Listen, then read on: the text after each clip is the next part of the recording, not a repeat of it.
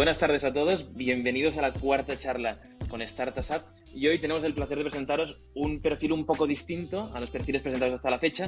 No es un perfil emprendedor, sino es un perfil del otro lado del sector. En este caso es Pau Martínez, es el Finance Manager y el Portfolio Analista de Encomenda Smart Capital, un fondo de inversión fase Seed y Pre-Seed. Bienvenido, Pau. Hola, buenas a todos, bienvenido. Bienvenido, gracias. ¿Quién es en este caso Pau Martínez y qué es Encomenda? ¿Qué es Encomenda? Encomenda es un fondo de inversión de 24 millones de euros de reciente creación, de septiembre de 2018, que tiene la intención de invertir sus activos durante los próximos 6 años en startups de fase Seed, Pre-Seed, y en algunos casos pre-series A, pero no es el target, y con sede en Barcelona. El tipo de fondo es, Super Angel Fund, que supongo que no lo conocéis, que es un tipo de fondo que coge la metodología de un business angel y la lleva un poco al concepto de fondo de inversión. Esto te lleva a tener una mayor capacidad de recursos frente a un business angel, pero a tener la mentalidad, ¿no? La metodología de un business angel. Por lo tanto, apoyar mucho al emprendedor, entender al emprendedor, tener un punto de vista más cercano al emprendedor y también, a veces, respecto de lo que suelen hacer los fondos, entrar en una fase anterior. Y, por lo tanto, digamos que en nuestras inversiones de entrada quizás coinvertimos más con business angel y nuestras coinversiones de seguimiento, las posteriores a la entrada, pues coinvertimos más con fondos de inversión. Así que, de algún modo, los fondos de inversión nos encuentran que ya estamos en las startups, ¿no? Esa quizás sería nuestra ventaja competitiva. ¿Esto fue desde el inicio? Es decir, ¿Encomenda ya nació con esta tesis o ha sido un poco un fondo que ha nacido y con las inversiones que ha hecho se ha ido construyendo? Encomenda lo fundan Carlos Blanco, Oriol Juncosa y Miguel Sanz, que los tres son business angels, de hecho, muy relevantes, ¿no? Carlos es uno de los business angels más conocidos en España, incluso sale en algún ranking a nivel europeo. Y Oriol también, Oriol no tiene un perfil tan reconocido como business angel, aunque sí lo tiene, pero no tanto como Carlos. Oriol tiene más un perfil de consultor respecto a otras startups, ¿no? Y por último, Miguel tiene un perfil mucho más emprendedor, siempre business angel, pero con un foco más emprendedor y de hecho ha vendido las dos compañías que ha emprendido. ¿Por qué te digo todo esto? Porque al final, ya desde un principio, ellos tenían esa mentalidad. Se trata de montar un fondo, pero como el que lo monta tiene la mentalidad de business angel, al final el concepto ya nace como Super Angel Fund.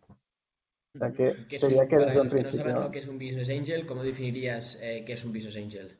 Un business angel yo creo que es un particular, ¿vale? O un particular mediante una sociedad patrocinal, un particular que tiene mucho patrimonio, que está interesado en el sector de las startups y que quiere diversificar su cartera de inversiones. Y además, de un modo concreto que es con mucho riesgo, ¿no? Porque al final un business angel suele posicionarse muy, muy al principio del proyecto empresarial de un emprendedor. Eso hace que esté invirtiendo a veces en proyectos que no tienes casi nada de visibilidad sobre qué va a ocurrir y por lo tanto está asumiendo un riesgo mucho más elevado que el que podría tener al acudir a tu broker de confianza, por decir algo. Y además suele ser gente que al tener mucha experiencia en sea cual sea su trabajo, ¿no? O sea cual sea su background, su experiencia laboral anterior, pues claro, es gente que puede aportar mucho al emprendedor. Y en las fases iniciales los emprendedores suelen estar muy necesitados de ayuda y de asesoramiento. Por lo tanto, es un perfil que conviene bastante tener y que es bastante común, de hecho. Y la startup cuando acoge al business angel, ¿qué lo hace? ¿Por un motivo puramente financiero o también se busca este componente humano y cualitativo que te puede aportar también el business angel? Yo creo que depende. O sea, a veces se dice que si puedes conseguir a un business angel que sea muy bueno, mejor, ¿no?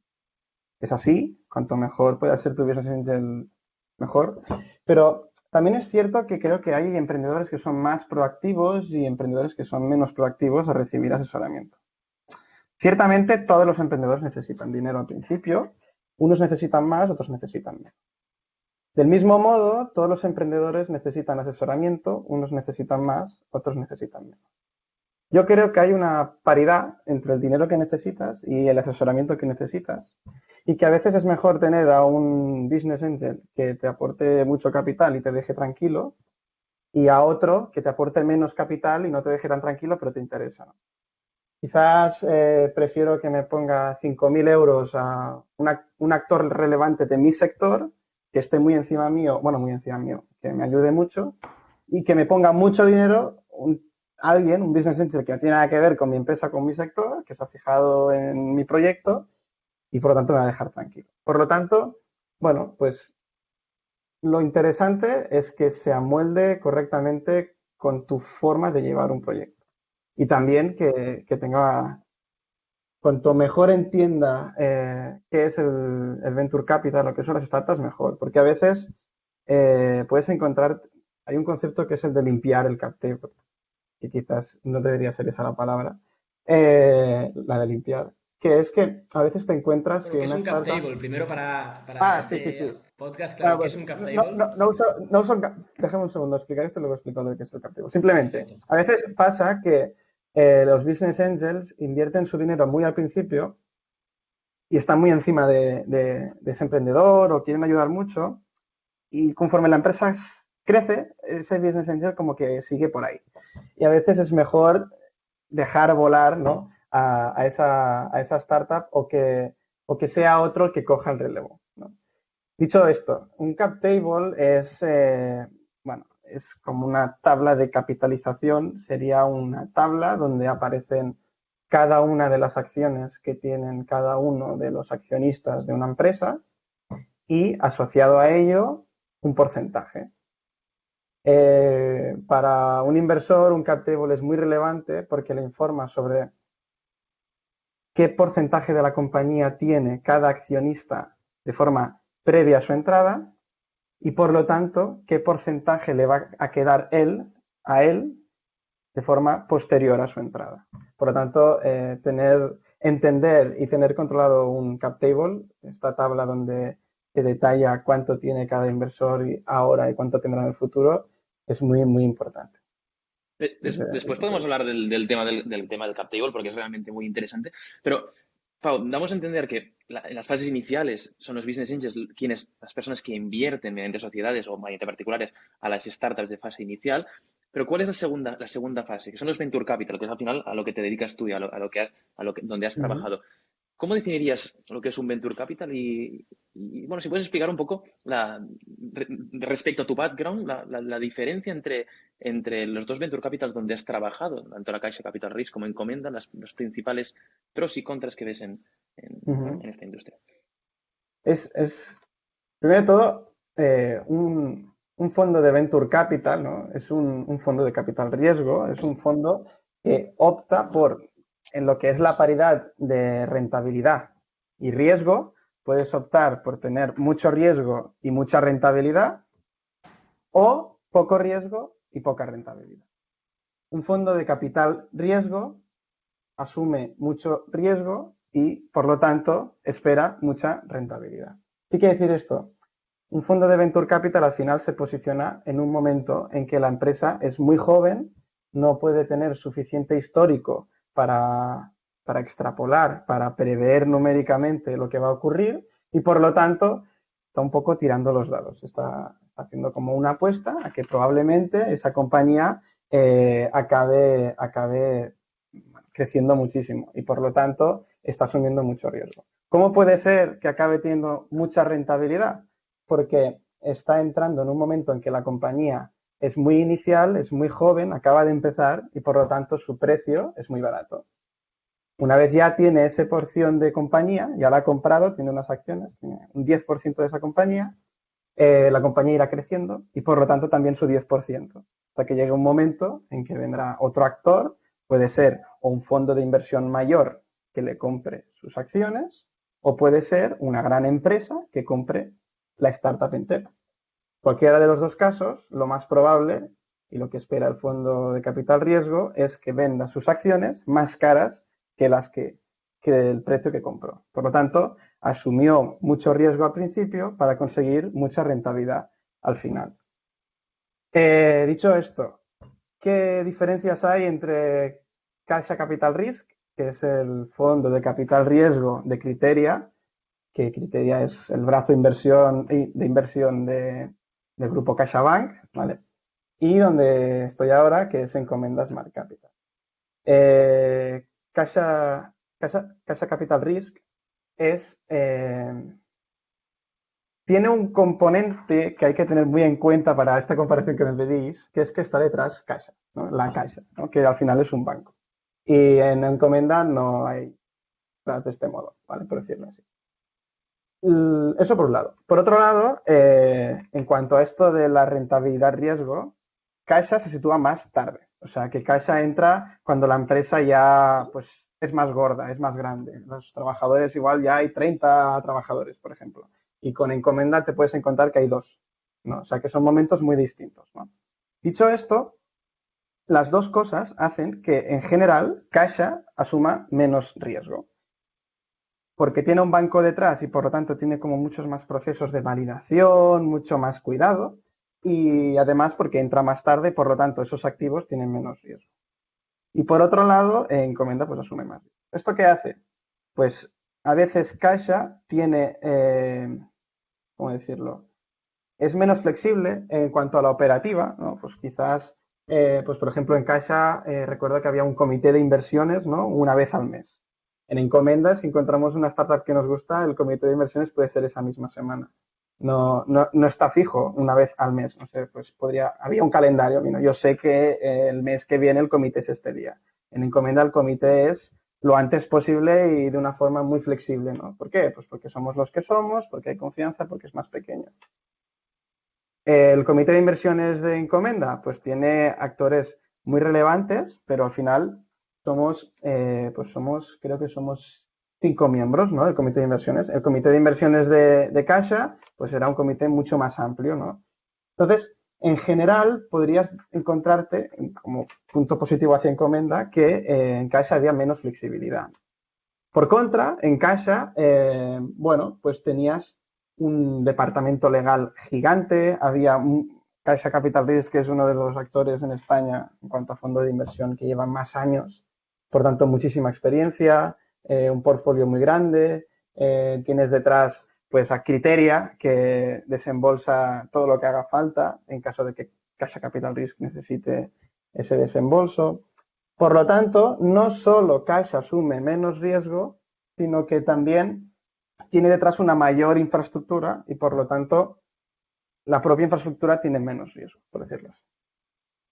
El proceso que el fondo realiza para decidir si acaba haciendo una inversión o no, es muy diferente en Caixa y en Encomienda. Es decir, puede ser que exista el pensamiento en Caixa hay un cojín muy grande detrás que es Criteria. Puede ser que esto actúe como una capa menos de fricción para invertir. A ver, en primer lugar, que se relaje la due diligence. O sea, que la due diligence sea más relajada en Encomienda, ¿no? ¿Te refieres? A ver, en primer lugar... Al contrario, en la Caixa porque existe el cojín de Criteria. No, en ningún caso. O sea, fíjate, lo que os decía es que en Caixa hay un departamento legal muy potente, ¿no? Hay, pues, una serie de procesos mucho más marcados y no querría decir una auditoría mucho más dura, pero sí mucho más estricta. Digamos que hay como muchísimos más recursos en cuanto a la due diligence. Probablemente, si Caixa Capital Risk fuera independiente, acabaría haciendo ciertas cosas de otro modo. Pero como está dentro de la Caixa, pues se ve obligado a seguir los procesos que sigue cualquier ente que está bajo la Caixa. Vale. Y eso le puede llevar a tener un poquito menos de flexibilidad. Cualquier caso, importante, la Caixa se posiciona más tarde. No es lo mismo hacer una due diligence de una empresa de 30 trabajadores, donde tienes que mirar 30 nóminas, ¿no? Por ejemplo, que la due diligence de una empresa que tiene 3 o 4 trabajadores. Evidentemente, una due diligence no se basa en las nóminas. Un ejemplo así un poco estúpido para que se entienda Pero claramente una empresa contra más grande es, más elementos de riesgo tiene, ¿no? Y contra más histórico tiene. Por lo tanto, es complicado comparar, porque estamos comparando fondos muy distintos, ¿vale? Porque uno es la Caixa, tiene detrás, o sea, uno es Caixa Capital Risk, que tiene detrás la Caixa, y otro es Encomenda, que tiene detrás a sus propios inversores que ella misma gestiona, y encima son activos muy distintos, no tan distintos, pero sí bastante distintos. Entonces es complicado comparar. De hecho, yo participé como becario en alguna operación que, digamos, que Encomenda podría haber invertido, ¿vale? Por fase, por momento, etcétera, etcétera. Y no era tan diferente del proceso que sigue Encomenda actualmente. O sea que probablemente tenga más que ver con el tipo de activo que no con el tipo de fondo. Las diferencias que ocurren entre Caixa y Encomenda, aunque las hay. Y Pau, comentabas que detrás de la Caixa está un banco. Entiendo que también detrás del Venture de Capital de No está Sabadell un está... banco. O sea, detrás de la ¿Quién Caixa está está detrás de la Caixa? la Fundació La Caixa. O sea, arriba de todo está la Fundació La Caixa, debajo tiene a Criteria y a CaixaBank. ¿Vale? Entonces, o sea, llega un momento en que no sé muy bien por qué, pero la Caixa acaba decidiendo que es mejor separar estas tres entes, la fundación, el banco y el fondo de inversión. O sea, Criteria también es un fondo de inversión, por decirlo así. Y detrás de Encomenda, ¿quién está? ¿Quién es Detrás, quien pone dinero a Encomenda? exacto, la diferencia sería que en Casa Capital Risk hay un único LP, hay un único inversor que es Criteria. ¿Vale? El LP, ¿qué sería, por ejemplo? Ahora que has utilizado el término, nos va genial para poder explicar qué es un LP. Un LP es un limited partner, es un partner limitado, un asociado limitado, que por lo tanto, limitado se refiere a minoritario. Diríamos que un LP es un accionista minoritario, un accionista que tiene una participación muy pequeñita. De hecho, para ser más correctos, Casa Capital Risk tiene un general partner, un partner muy grande, y Encomenda tiene limited partners, tiene pequeños partners, tiene accionistas minoritarios. Y en Caixa Capital Risk hay uno que es muy gordo, que es Criteria. En Encomenda hay alrededor entre más de 50 y menos de 100 inversores, ¿vale? O sea que claramente hay muchos más que en la Caixa, y eso también acaba generando que haya pues una operativa muy, muy distinta en cuanto a, por ejemplo, los fondos, ¿no?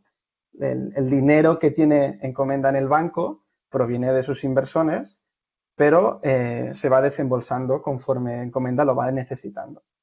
Cuando Encomenda quiere invertir en una startup, pues tiene ya dinero, o sea, no lo explicaría así.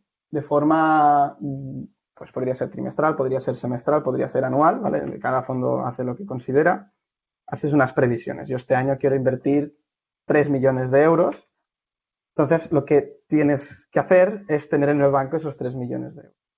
Por lo tanto, le pides a tus inversores que desembolsen de forma anticipada esos 3 millones de euros que han firmado que lo van a hacer, y entonces los tienes en el banco para poderlos invertir. En el caso de Caixa, evidentemente, es muchísimo más fácil porque solo hay uno y encima está en la planta de arriba. Entonces, es todo mucho más fácil en ese sentido. La operativa es mucho más sencilla y, bueno, simplemente es que es más sencilla. Voy a decir que tiene menos riesgos, pero ciertamente, o sea, quizás los haya, pero son muy pequeños la diferencia. O sea, quizás tener más de 50 accionistas respecto a tener uno, tenga algún riesgo, pero yo creo que está muy, muy diluido, que es muy pequeñito como para tenerlo en cuenta.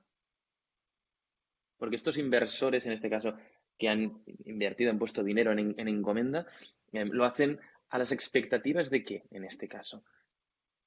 Las expectativas, o sea, no hay una diferencia entre el fondo de inversión y los inversores del fondo de inversión. Cuando decía que un fondo de capital riesgo es un fondo que asume mucho riesgo esperando mucha rentabilidad, todo viene de que sus inversores son gente que el dinero que ha puesto espera que asuma mucho riesgo y a su vez reciban mucha rentabilidad. Los inversores de Encomenda son inversores que tienen un perfil de capital riesgo, al menos en el dinero que han puesto en Encomenda. Por tanto, esa es su expectativa. Obtener mucha rentabilidad a cambio de obtener mucho riesgo. Y esto al final lo que quiere decir es que probablemente multipliques tu inversión por 3 o por 0, o por 0,5, o por 1, o por 2. El riesgo, al final, está asociado, desde mi punto de vista, al error, a la variancia, de una forma estadística. O sea, contra más amplio es un rango sobre las cosas que pueden ocurrir, más variancia, más posibilidades hay dentro de ese rango. Cuando un fondo de inversión o un inversor, que insisto, al final es lo mismo, se enfoca en una rentabilidad riesgo menor, es porque dice, ok, sé que seguro que va a ocurrir lo que está aquí dentro, que es muy estrechito, pero a cambio de saberlo, pues tengo menos rentabilidad, menos beneficio. En cambio, cuando te enfocas en capital riesgo, no sé lo que va a ocurrir, el rango de posibilidades es mucho mayor, podrías conseguir por 0, multiplicar por 0 tus ingresos, tu inversión, multiplicar por 20 tu inversión. No sé lo que va a ocurrir, pero a cambio tengo la posibilidad de llegar hasta el 20. Antes tenía la posibilidad de llegar hasta el, no sé, 1,1. Entonces, es básicamente cuánto separas tus manos, cuánto riesgo hay a cambio de cuánta rentabilidad puedes llegar a obtener. Y esa es la tesis de inversión de cualquier inversor, dependiendo de en qué fondo invierte. Y por lo tanto, la tesis de inversión de un inversor será la misma, o al menos del dinero que ha puesto ese inversor, será la misma que la del fondo. Y una vez el fondo ha decidido su tesis de inversión, ya tiene claro lo que va a invertir y por tanto, digamos que consigue el dinero de los LPs y consigue reunir a los general partners para que estos se pongan a invertir con el dinero de los LPs. ¿Qué es lo que pasa en el back office de un fondo? ¿Cuál sería un día a día en tu caso, en Encomenda, por ejemplo? A ver, yo creo que para explicar todo eso, probablemente lo más intuitivo sea seguir la pista del dinero, ¿no? Cómo el dinero va Perfecto. del inversor a Encomenda y de Encomenda al inversor. Bueno, al principio, pues Carlos, Uriol y Miguel, ¿no? Se proponen montar Encomenda. Pondré Encomenda como ejemplo porque probablemente lo conozco un poco más que el resto. Se proponen montar Encomenda, ¿no? Y lo que tienen que hacer es encontrar a sus futuros accionistas minoritarios, a sus futuros LPs, que firmarán un compromiso de inversión durante los próximos no sé cuántos años, pongamos 10 por coger un número redondo. Voy a desembolsar cuando queráis 100.000 euros, 500.000 euros, 1.000.000, lo que sea, ¿no? Una serie de compromisos de inversión de que eso va a ser así. La suma de los compromisos de inversión, tomáramos todos los importes que están firmados de todos los inversores, son 24 millones. El día 1 no hay 24 millones. Hay una serie de documentos que todos juntos suman que los inversores van obligados y han firmado a desembolsar 24 millones. En cualquier caso, tienes primero unos documentos firmados, después un primer desembolso que va con la constitución del fondo y con esa constitución ya puedes empezar a invertir. Cabe decir que tienes un año desde la constitución del fondo hasta el cierre del fondo, que eso significa que tienes un año para que otros inversores se unan al proyecto. No es lo mismo unirse al principio que después y a veces pues hay alguna comisioncilla asociada a este hecho. Pero básicamente funciona así. Constituyes el fondo, tienes un año más para que se unan otros inversores al fondo. Tienes ya también desembolsado el primer desembolso y con eso ya puedes invertir. El equipo de nueva inversión se encarga de analizar las posibles inversiones que detectan en el mercado o que incluso llegan al fondo de inversión, y cuando el equipo de nueva inversión ha decidido que es una buena idea invertir, se lo pasa pues a otro comité. Nosotros, por ejemplo, tenemos el comité operativo. El comité operativo pues vuelve a filtrar, mueve el colador y salen unas cuantas, ¿no? Y después tienes otro comité, que es el comité de inversiones, que vuelve a mover el colador y es el último colador y sale una compañía invertible con un desembolso que tiene asociado en base a una negociación que ha ido ocurriendo durante el traspaso de todo este proceso. Llegado a este punto, hay un proceso de cierre, un proceso de negociación final, un proceso final en el que, uno, se valida que lo que va a ocurrir tiene sentido con lo que se ha negociado, se valida además que los documentos que validan la operación, la documentación soporte, tiene sentido con lo que va a ocurrir. Pues yo negocié con el emprendedor que iba a comprarle 10 acciones a cambio de 100.000 euros. Pues necesito que haya un documento conforme ese emprendedor, idealmente la junta de accionistas de la compañía, se compromete a que efectivamente será así y que les parece bien y que en ningún momento van a poner palos en la rueda. Cuando ya tienes toda esta información validada, llega el momento del desembolso. Y simplemente pues desembolsas. Posteriormente, como ya el dinero está en la compañía, pues es un desembolso pendiente de suscripción. Por lo tanto, hace falta suscribirlo y se hace una ampliación de capital con su escritura y eso, este papelito, que es una ampliación de capital, pone este inversor ha desembolsado este dinero a cambio de estas acciones. Por lo tanto, es el propietario de eso. Con esa escritura ya has finalizado el proceso, tienes ya esas acciones. Este proceso se va repitiendo, puedes hacerlo, normalmente haces una primera vez en la inversión de entrada y después, conforme la compañía crece, pues puede ocurrir que la compañía necesite más inversiones y por lo tanto inversiones de seguimiento, inversiones posteriores a la entrada. Porque la compañía necesita más dinero y el inversor pues cada vez tiene más información sobre esa compañía, más confianza probablemente sobre esa compañía y también otros coinversores que le apoyan y por lo tanto le aportan más confianza en la compañía. Cada vez el riesgo es menor, cada vez Encomenda se acerca más a Caixa Capital Risk conforme va haciendo sus inversiones de seguimiento. Una vez ya, pues normalmente en la tesis de inversión tienes pactado con tus accionistas cuál va a ser el tope, cuánto dinero puedes invertir por compañía. Encomenda es 1,2 millones por compañía en la suma de todos estos desembolsos. Cuando llega a ese punto, pues ya no puedes comprar más acciones, por decirlo así. No es exactamente así, pero por decirlo así. Y cuando tienes ya todas esas acciones, pues simplemente toca el proceso de liquidar mis activos, conseguir una rentabilidad de mis activos, de esas acciones, de esta startup a la que yo he puesto toda mi confianza y mis recursos, ¿vale? Entonces, pues viene otro fondo, o lo que os comentaba al principio, o una empresa muy grande que decide comprar la startup, ¿vale? Y por lo tanto, para poder comprar la startup, para poder ostentar un porcentaje mayor al 50%, tiene que comprar las acciones de los que tenemos ese porcentaje. Si tú quieres tener mi porcentaje, me vas a tener que pagar un dinero. El actor, que es el comprador, comprará mis acciones a un valor mucho mayor.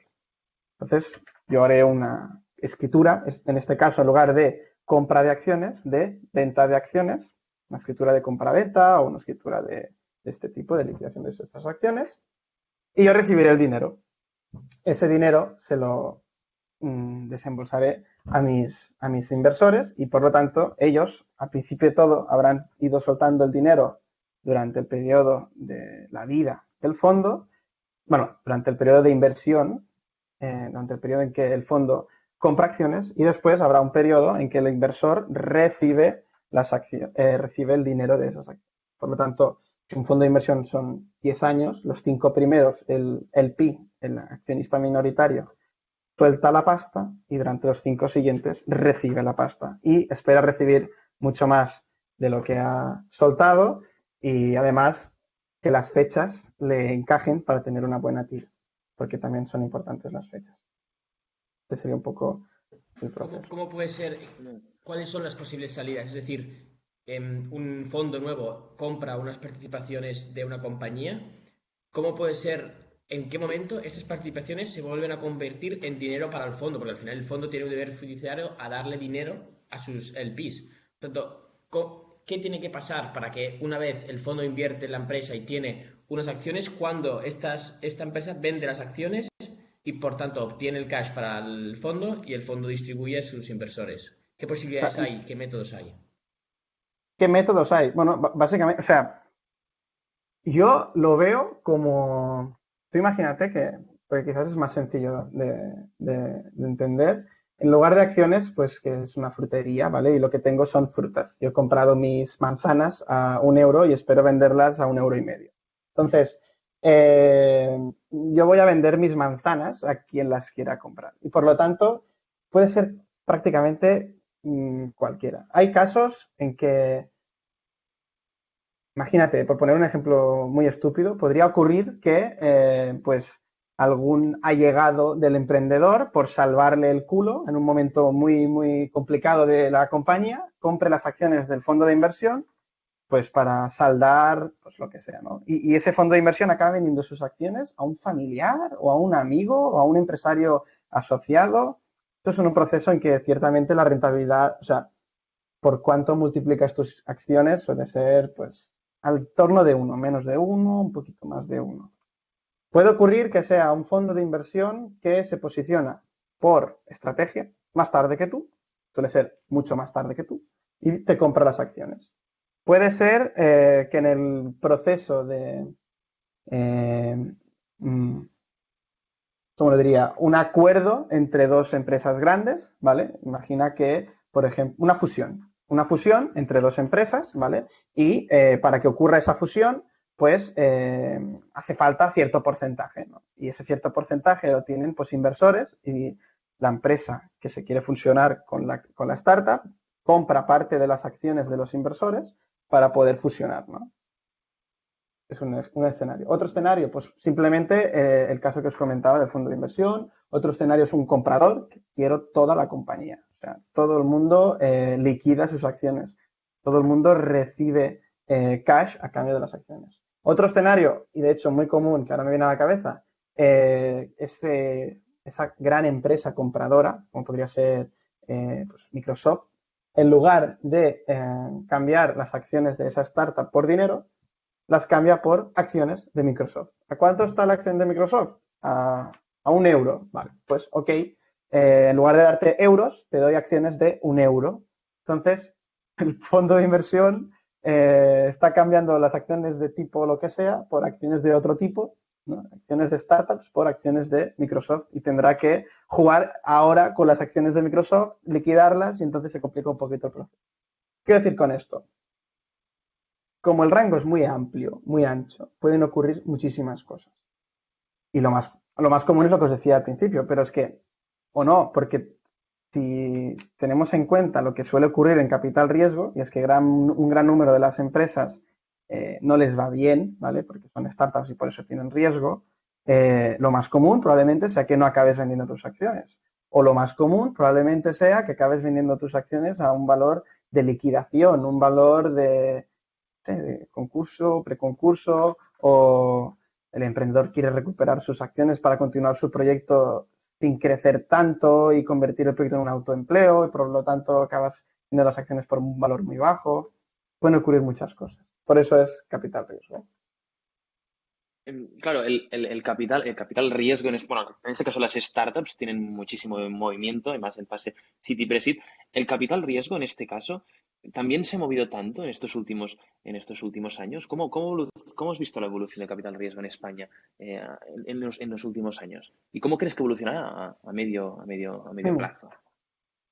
Pues, eh, yo, cuando entré en Casa Capital Risk, fue en febrero del 2017, bueno, pues yo más o menos, a mí se me explicó, era un becario, no tenía ni idea de nada, no sabía prácticamente ni lo que era el capital riesgo. Mira, pues nosotros invertimos en empresas que facturan, no sé, 100.000 euros al año, ¿vale? Por decir algo. Y este tipo de empresas suelen tener una valoración de, me lo invento, 2 millones. Para que sepas un poco qué es lo que hacemos. Vale. Yo pues voy aprendiendo, voy haciendo mis cositas de becario. Pasa un tiempo y lo que eran esos 2 millones por una empresa que facturaba 100.000 euros, ahora ya eran 3. Y aparentemente el motivo no era que la empresa era mejor o que tenía menos riesgo o que era más interesante, sino que había más inversores en el mercado. Y esto me causaba mucha curiosidad. Justo por esa época, yo empiezo mi trabajo final de carrera y decido enfocarlo en este concepto, entender qué está pasando en el mercado. Empiezo a investigar, y es curioso porque seguro que sabréis, ¿no?, que cada vez los activos tienen una menor, se habla de una menor rentabilidad, se habla de un menor riesgo. Cada vez los activos tienen una menor rentabilidad-riesgo. Cada vez es más difícil para un inversor, eso en el pasado, os hablo de 2018, 2017. Cada vez era más difícil para un inversor encontrar rentabilidad. Y por lo tanto, los inversores se van posicionando en posiciones de más riesgo. Las posiciones de bajo riesgo tenían poca rentabilidad. Si mi mano, o sea, si el rango este iba del 1% de TIR al 3% de TIR, te había posicionado y iba del 0,5 al 2,5. Y cada vez esta mano, a pesar de que estaban igual de separadas, estaban yendo hacia la menor rentabilidad. Y por lo tanto, para poder separar las manos y acceder a la rentabilidad, los inversores buscaban mayor riesgo. Esto hace que cada vez haya más inversores que se posicionan en el mercado del riesgo. Cada vez había más gente que invertía en capital riesgo. Por oferta y demanda ocurre que cuando hay mucha gente buscando algo, sube de precio. En mi frutería cada vez hay más gente que quiere manzanas y por lo tanto me doy cuenta de que puedo subir las manzanas. Esto sería el caso si yo ya tuviera las manzanas. Pues estamos hablando de comprar manzanas. En cualquier caso, las startups se veían en una posición un poco ventajosa respecto antes, donde veían que era un poquito más fácil conseguir business angels, que era un poquito más fácil encontrar según qué fondo de inversión o los family office, o etcétera, etcétera. Empiezan a surgir muchos fondos de inversión. Si revisáis el histórico de creación de fondos de capital riesgo en España es muy curioso, como cada vez aumenta más. Por lo tanto, hay mucha liquidez, hay mucho dinero en el capital riesgo en España. Esto hace que las startups cada vez sean más caras, ¿no? Si me es sencillo conseguir dinero, ¿para qué voy a vender muchas acciones? Yo quiero tener muchas. Venderé poquitas y como son más caras, conseguiré más dinero, me financiaré más fácil y por lo tanto todo irá mejor para mí. Vale, entonces, una vez detecté esto, también quise entender por qué estaba ocurriendo esto. Y también es curioso fijarse en cuál es el porcentaje de inversión en capital riesgo sobre el PIB que hay en cada uno de los países de Europa. Y claramente hay algunos que sobresalen más. De memoria creo que era pues como el Reino Unido, no sé si Alemania también estaba bien posicionado, etcétera. Y España estábamos como muy mal, ¿no? Un porcentaje muy bajito. Y la inversión en capital riesgo, a pesar de que yo todo el rato hablo de rentabilidad, riesgo y tal, también es creación de tejido empresarial, nuevo tejido empresarial, innovación, las empresas del futuro. Por lo tanto, desde la Unión Europea y seguramente también desde España, desde los patronales, desde todos lados, todo el mundo quiere mayor innovación que viene vinculada de probablemente mayor tejido empresarial y por lo tanto mayores startups. Por lo tanto, interesa subir el porcentaje de inversión en capital riesgo respecto al PIB. ¿Vale? Entonces, pues se crea el Fondico, ¿vale? Entre otras cosas que se crean. Se crean fondos de inversión, que ese dinero, esos inversores, es el Estado, es la Unión Europea, etcétera, etcétera. Por lo tanto, empieza a aparecer, ya existía, pero se aumenta la inversión pública. ¿Vale? Entonces, en el momento en que se aumenta la inversión pública, lo que está ocurriendo en realidad es que el Estado está asumiendo riesgo del capital riesgo. Por lo tanto, factor 1, los inversores se posicionan cada vez más hacia el riesgo, buscando mayor rentabilidad, y encima hay menos riesgo porque los fondos de inversión tienen dentro fondos públicos. Por lo tanto, el capital riesgo parece que tiene menos riesgo y además, como hay más liquidez, pues la rentabilidad también disminuye. Entonces, ¿qué ha ocurrido? ¿Cuál es la conclusión desde mi punto de vista? Yo creo que estamos ahora en un capital riesgo, un mercado de capital riesgo que tiene menos riesgo, pero menos rentabilidad que en el pasado. Por todos estos factores que han ido ocurriendo. Ha ocurrido que hay menos riesgo porque se han sumado al barco y además con estrategia, no de una forma estúpida. Se han sumado al barco entidades públicas, pero menos rentabilidad porque las manzanas son muy caras porque todo el mundo quiere manzanas, ¿no? Entonces, estoy comprando caro, pero el Estado me ayuda a comprar. Entonces, Entonces, la rentabilidad-riesgo está posicionada de forma distinta y probablemente ahora haya menos. Hay otro factor que también influye en el menor riesgo y es que cada vez hay más histórico de startups. Y eso es, por ejemplo, que los emprendedores de hoy se fijan en los emprendedores de ayer, pero los emprendedores de ayer no tenían emprendedores de antes de ayer. O sea que el sector del capital riesgo también tiene su histórico y contra más, del mismo modo que una startup, contra más tiempo llevaba, contra menos joven era, menos riesgo tenía. Si llevamos lo micro al macro, el capital riesgo, contra más histórico tiene, menos riesgo tiene también. Y por lo tanto, tiene toda la pinta que cada vez habrá menos riesgo en términos absolutos y comparando en el pasado y probablemente no está teniendo muchísimas cosas en cuenta, pero me da la sensación que cada vez habrá menos rentabilidad-riesgo en el mundo del capital riesgo, al menos en España. Y precisamente con esta tendencia de que cada vez existe más capital, en España cada vez existen más fondos, los fondos crecen, cada vez hay más gente interesada en invertir en startups. ¿Tú te planteas, por un lado, emprender con una propia empresa? Y por otro lado, si no es así, ¿te llegas a plantear también invertir, tú te ves invirtiendo tu propio dinero en startups? Y si no, ¿por qué no emprender ahora, que justamente cuando hay tanto dinero en el mercado líquido moviéndose? Yo creo que ahora es un mal momento para sumarse a meter agua en esta piscina que casi rebosa, ¿no?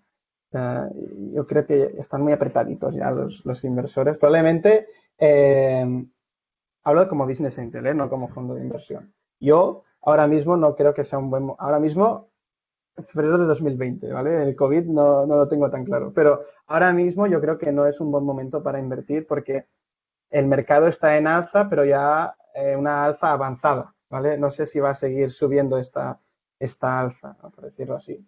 Por lo tanto, va a ser complicado si todo el mundo va poniendo dinero, cada vez, me da la sensación, cada vez hay menos opciones de que en un futuro alguien compre. O sea, si contra más gente va comprando, menos compradores pueden quedar en el futuro, por decirlo de algún modo. Es el concepto este de los ciclos, ¿no? Y probablemente cada vez estás más cerca de ese momento en que ya nadie compra, ¿no? De que estás en la fase que estás abajo. Yo creo que la mentalidad de un buen inversor es ser contracíclico. Cuando todo el mundo compra, cuando detectas de algún modo que hay una tendencia de compra, que hay más compradores que vendedores, que el mercado está en alza, que las manzanas cada vez son más caras, es el momento de vender manzanas. No es el momento de comprar tú también manzanas para que suba el precio de las manzanas. Cuando el mercado está a la baja, cuando hay muchos vendedores, cuando hay muchas fruterías, cuando nadie sabe cómo sacarse las manzanas de encima, creo que es el momento de ponerse a comprar manzanas. Yo creo que ahora las fruterías están a reventar y que es un momento de vender, o sea, creo que había sido un momento de vender y que probablemente en el 2021, 22, no creo que el 23, 21, 22, va a ser un momento de compra. Por lo tanto, como estoy en medio, me puedo responder a si es un buen momento para comprar o para vender. Es un momento extraño. Y más con el confinamiento y el parón que ha marcado, el parón que se ha pegado la economía mundial. Pero ya te digo, desde mi punto de vista, lo más inteligente y más complicado, por eso es lo más inteligente, es ser contracíclico. Uno, entender si el mercado está comprando más que vendiendo, al menos en tu sector, en tu tesis de inversión, en tu posicionamiento, en tu ciudad, en tu región, ¿vale? en tu nicho.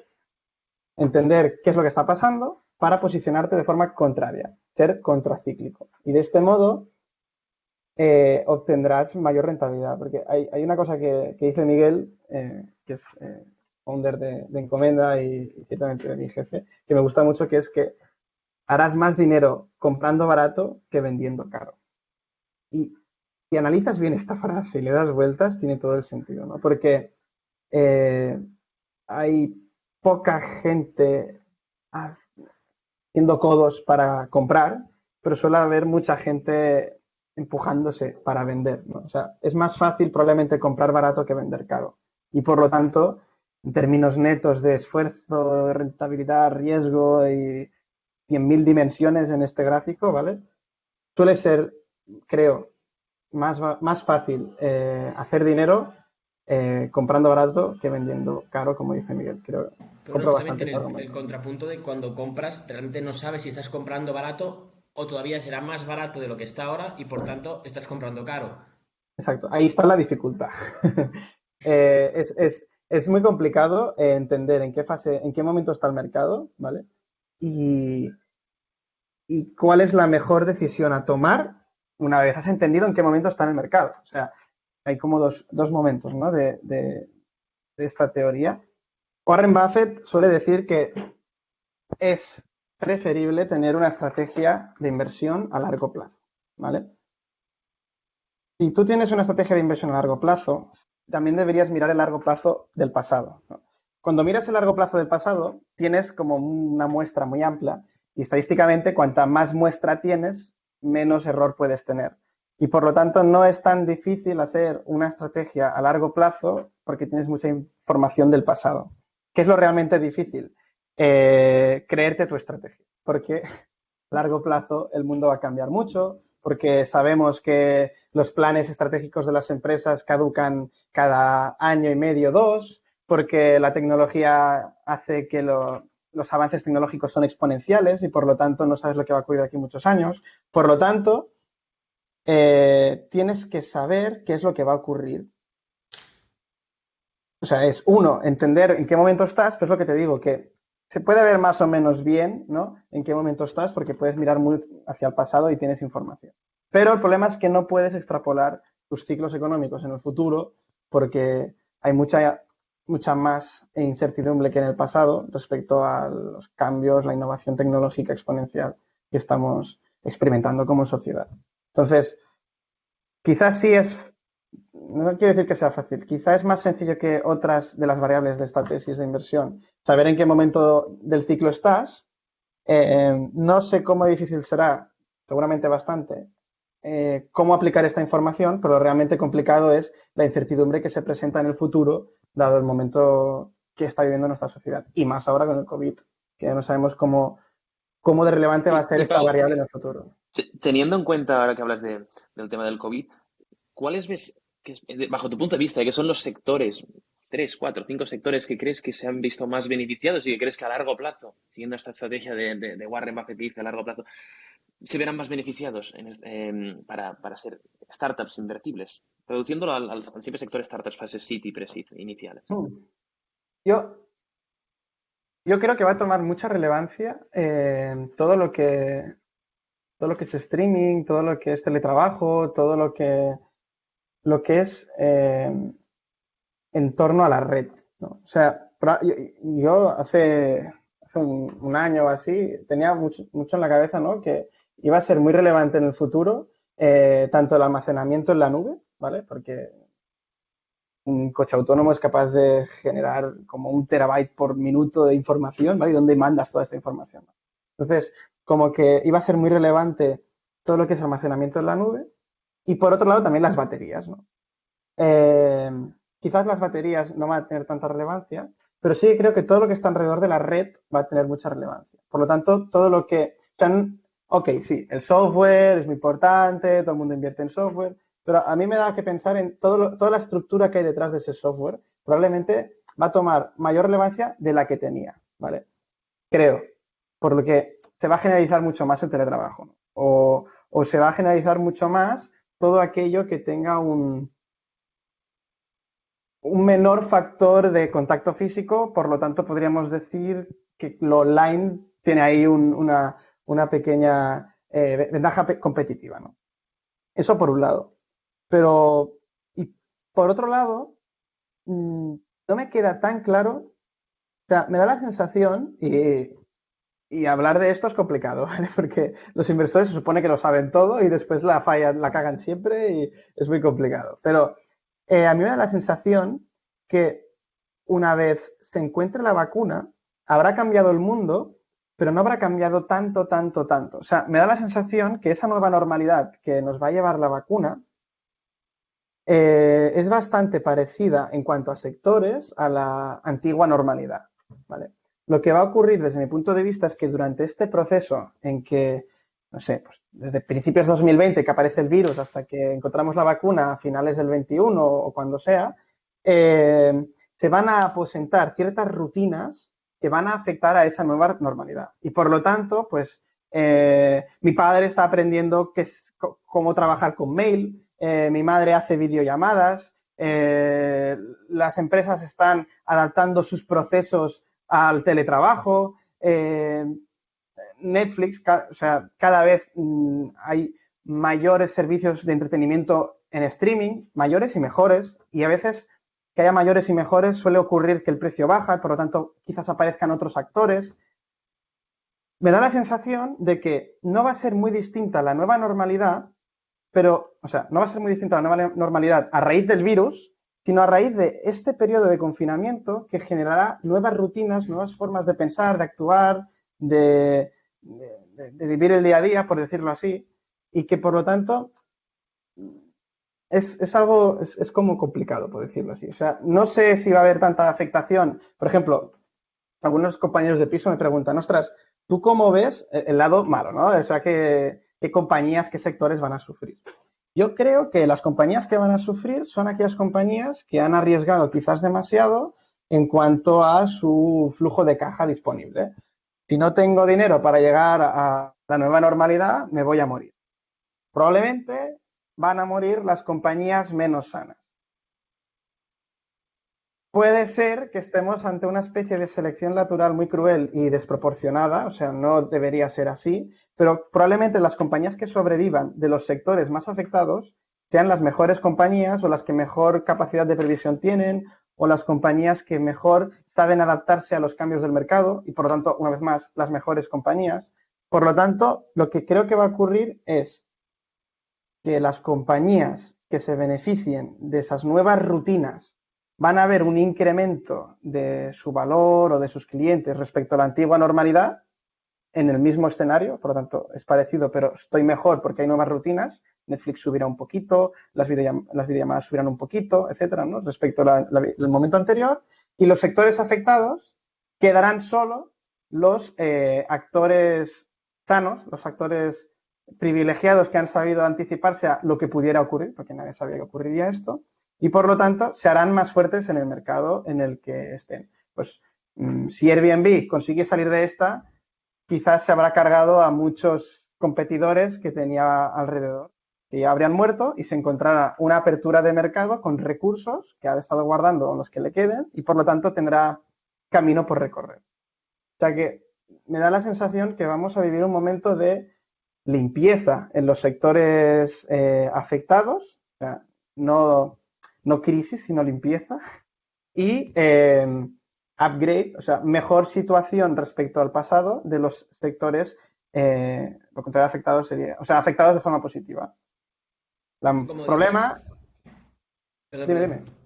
No, iba a decir que el problema de la limpieza es que puede generar una desaceleración del crecimiento nacional que si supera cierto porcentaje, no recuerdo cómo se dice, pero hay como una teoría de que si el PIB o una tasa de crecimiento decrece demasiado, después ya no es capaz de remontar y sigue bajando, o al menos se estabiliza en ese decrecimiento. Entonces, si la limpieza es demasiado dura con la población, con la demanda, con el tejido empresarial, va a haber un efecto rebote que sí va a ser una crisis. Entonces, hay que ver cómo es esa limpieza. Si la limpieza es pues con una hacha o con un bisturí. Si es con una hacha, las pasaremos putas. Y si es con un bisturí, pues será una limpieza que probablemente aporte cosas buenas. Tampoco me quiero aventurar a qué va a aportar esa limpieza. También es cierto, como comentas, que los cambios aportan muchos factores negativos, pero también nos aportan una oportunidad de cambio, es decir, un cambio nos aporta una oportunidad de aprendizaje, es decir, tenemos la oportunidad de aprender algo nuevo, de cambiar nuestras vidas y generar algo nuevo, algo nuevo. ¿Qué recomendarías tú a una persona que justo ahora la vida le ha provocado este cambio y quiere aprender algo nuevo, quiere aprender a emprender? ¿Qué libro o película o incluso música que al Pau personal le gusta, qué aconsejarías a la gente que nos escucha? A ver, o sea, separo la pregunta en dos, ¿vale? Vale. En lo que comentabas de qué aprovechar para aprender, para formarse, durante esta época de confinamiento. Es una reflexión que tuve también con un compañero de piso hace poco y después de darle muchas vueltas, creo que el consejo más sencillo e ideal es, imagina que, no sé, pues ahora, hoy, precisamente hoy no, en enero de 2020, cuando no había COVID, encontrar trabajo con el currículum que tienes hoy era difícil, siendo 10 muy difícil y 0 muy fácil, pues era difícil 5 o 6. Pues con ese mismo currículum, ¿vale? Después del COVID-19 o hacia el final del COVID-19, va a ser más difícil encontrar trabajo, ¿vale? Ese currículum te va a aportar menos posibilidad de mercado laboral. ¿Por qué? Pues porque probablemente habrá mucha gente buscando trabajo, mucha gente que no ha salido de ese ERTE, mucha gente que trabajaba en esas empresas que no han previsto bien lo que tenían que hacer. Te encontrarás un mercado en que habrá mucha gente con tu currículum luchando por el posible trabajo que hubieras conseguido en enero. Por lo tanto, la dificultad aumenta, pasa de 6 a 8. ¿Cuál es mi recomendación? Consigue que tu currículum del futuro te aporte facilidad del pasado. Si tu currículum en enero era de 6, tienes que subir tu currículum. Por lo tanto, yo haría un análisis de qué currículum tengo y qué currículum quiero tener y me enfocaría en eso. Porque creo que va a haber muchísima más competitividad para conseguir trabajo o para ascender en tu empresa, probablemente se pueda enfocar de ese modo, en unos 18, 12 meses. Habrá mucha más gente luchando por tu silla o por tu posible silla.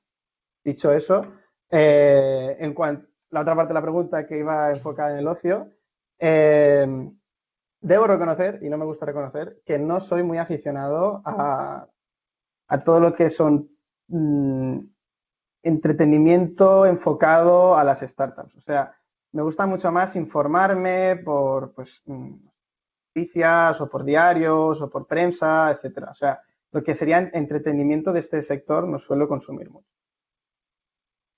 Yo creo que es recomendable y hay muchísimo entretenimiento formativo que es muy interesante, como el que hacéis vosotros, que es mucho más recomendable a veces que alguna que otra serie o algún que otro, no sé, hay algunos libros que también son un poco pedantes a veces. Yo creo que es mi punto de vista de lo que a mí me divierte, ¿eh? Yo creo que es mucho mejor a veces escuchar a alguien que le ha ocurrido algo y que expresa cómo lo ve y qué experiencia ha tenido, que no a ¿Te viene veces... algún nombre a la mente cuando hablas algún nombre?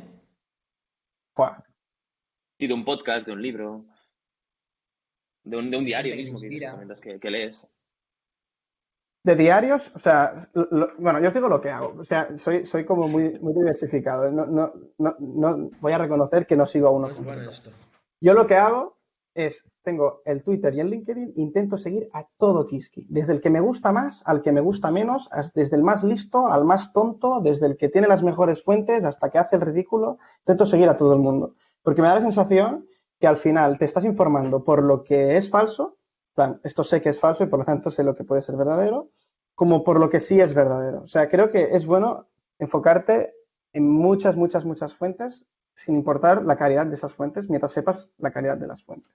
Por lo tanto, no me viene a la cabeza ninguno en concreto porque no sigo a ninguno en concreto en cuanto al mundo de las startups. O sea, no tengo un referente concreto. Y es justo lo que os iba a decir. No creo que haya un manual único. O sea, no creo que sea recomendable hacer caso de una única persona en el mundo del... O sea, hay todo este riesgo. O sea, si alguien sabe en todo este riesgo qué hay que hacer, es que no tiene sentido, es contraintuitivo. O sea, esa persona estaría petándola en muchas otras cosas que no son divulgar, desde mi punto de vista, ¿eh? O sea, a veces te salta en YouTube un tío o una tía que te dice, ¿quieres superar las ventas? ¿Quieres hacer no sé qué? ¿Quieres hacer no sé qué? Si eso fuera verdad, estarías en una empresa gigante dirigiendo el departamento de ventas y cobrarías 5 veces más. O sea, hay casos en que sí que ocurre, pero me da la sensación que en la mayoría de casos estos gurús o saben muchísimo o no saben casi nada y lo que sí saben es vender humo, que es lo que te dicen que hagas.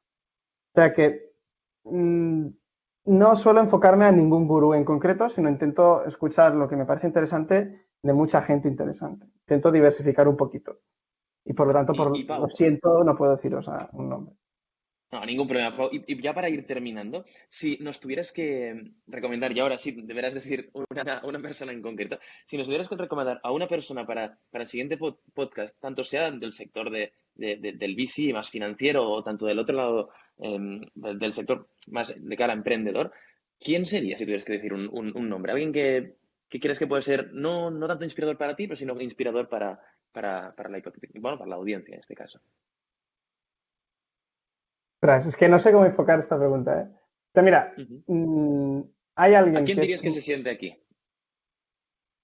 Yo os diré, ¿quién le diría que se siente aquí? Por vosotros, ¿vale? Por lo interesante y divertido que es. Lo que no sé es si va a poder ser. Mi antiguo jefe en Casa Capital Risk, Jordi Iserte, es uno de los tíos más carismáticos, cachondos e inteligentes que he encontrado yo en el mundo del capital riesgo. Y además ahora está en un momento muy interesante eh, en, En en el el Vinta, fondo, ¿verdad? en la de Vinta. Sí, sí, sí, sí. Sí, Ese tío genial. es, bueno, un referente, ¿vale? Sí, Lo que no sé es si tendréis la suerte de que pueda venir. intentaremos. Y si no, pues que ahora, si me lo hubieras dicho, lo hubiera pensado, ¿eh? No, Ah, pues es que de verdad, es lo primero que me ha venido a la cabeza ningún problema, porque Siro. No, ningún es problema. que de verdad que es alguien que te partes el culo. Es que es un tío muy cachondo y bueno, y a mí me cae de puta Perfecto. madre y Y es mi sí, colega. sí, genial, pues así lo haremos. Intentaremos hablar con él y intentarlo traerlo pues a la quinta, sexta o séptima charla en este caso. Pues nada más, Pau, ha sido Muchas un gracias, Pau, placer ha sido un tenerte placer. aquí con nosotros Igualmente. y esperemos bueno, con tus mini clases todos hayamos aprendido un poco más. En mi caso particular, sí. Ojalá. Y, y nada más. Pues bueno, espero que todo vaya bien y nos Ha vemos sido un pronto, placer. ¿de acuerdo? Un verdadero placer. Ha sido muy Que vaya bien, cómodo y me he Pau. sentido muy a gusto. Que vaya muy bien. Adiós, Pau. Adiós. Gracias. Adeu.